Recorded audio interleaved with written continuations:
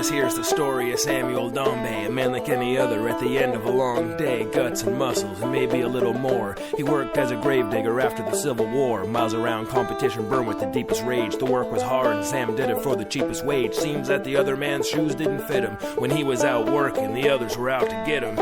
They called him Indestructible Sam. He promised he would die with a shovel in his hands. That's right, they called him Indestructible Sam. He promised he would die with a shovel in his hands. Digging all day, Sam's pockets got richer, but the others were wishing he was out of the picture. So late one night, some of the competition went to see Dr. Beauregard, a local magician. They asked if he could help put things in reverse. They pooled all their money for a $50 curse.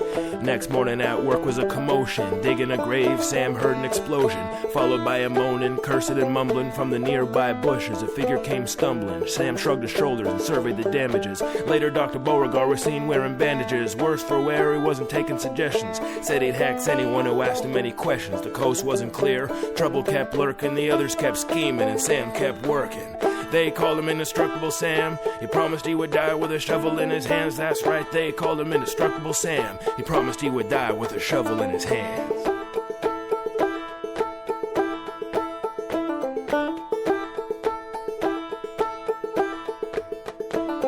Well, the other grave diggers lamented their blown chance, decided to take matters into their own hands. Thoughts full of poison and making a trap. They blew up the shed where Sam was taking a nap. The others were astonished and totally annoyed, cause Sam walked away while the shed was destroyed. Next they tied him up and they swore that they got him when they threw him in the lake and watched him sink to the bottom. But lo and behold, to the others' dismay, Sam was back at work again the very next day. They burned his house down to the ground, they were possessed. And when that didn't work, they finally shot him in the chest. So hold your head low and fly the flag half-mast. But it was actually Samuel that had the last laugh.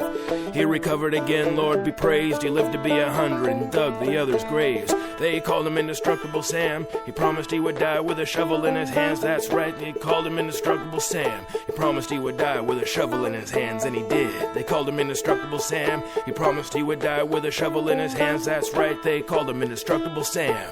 And he died with a shovel in his hands.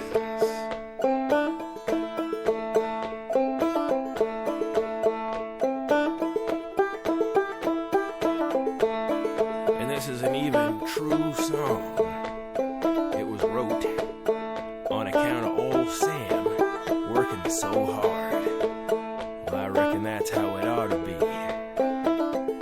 I wonder if I should trade in these dress shoes for a good set of work boots. Might work better.